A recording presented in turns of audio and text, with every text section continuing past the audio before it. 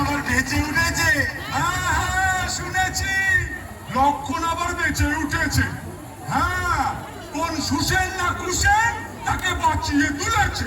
আরে শত্রুপক্ষের মরা মানুষ বেঁচে উঠছে, আর আমাদের বীরেরা একের পর এক চলে যাচ্ছে।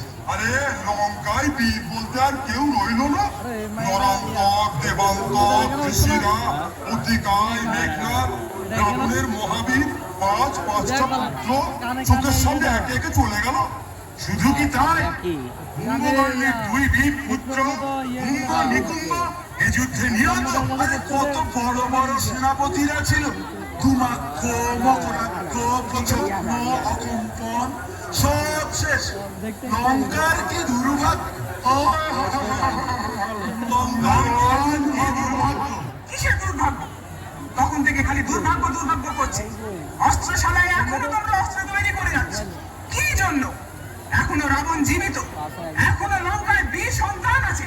তারা দেখেছে যুদ্ধ কি সর্বনাশ ডেকে আনে, তারা জানে যুদ্ধ কি ভয়ঙ্কর, সব ছাড়খাড় করে দেয়। যুদ্ধটা এড়িয়ে যাওয়া গেল না, তাই বলে কি আমাদের এই মাতৃভূমি শত্রু হাতে তুলে দেবো? লঙ্কার পরাজয় নিয়ে নেবো? না না না না না না, আমরা পরাজয় মেনে নেব না।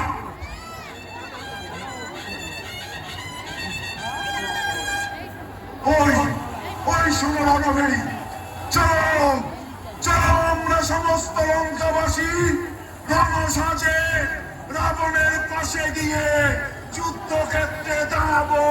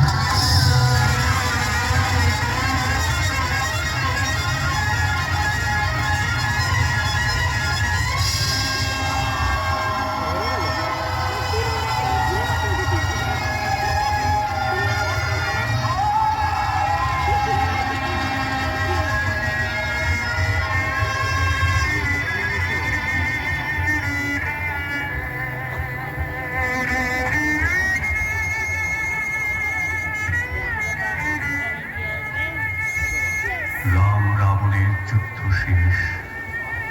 রাবণ নিহত, সোনার লঙ্কা আজ ছারখার। রামচন্দ্র ফিরে পেলেন সীতাকে। রামের ইচ্ছায় এবার লঙ্কার শূন্য সিংহাসনে বসলেন বিভীষণ। ইতিমধ্যে রামচন্দ্রের 14 বৎসরের বনবাসের মেয়াদ ফুরিয়েছে। লক্ষ্মণ আর সীতাকে নিয়ে লঙ্কা ছেড়ে রামচন্দ্র এগিয়ে চললেন সমুদ্রের তীর ধরে। শত সহস্র বানর সেনার কণ্ঠে উঠল জয়ধ্বনি।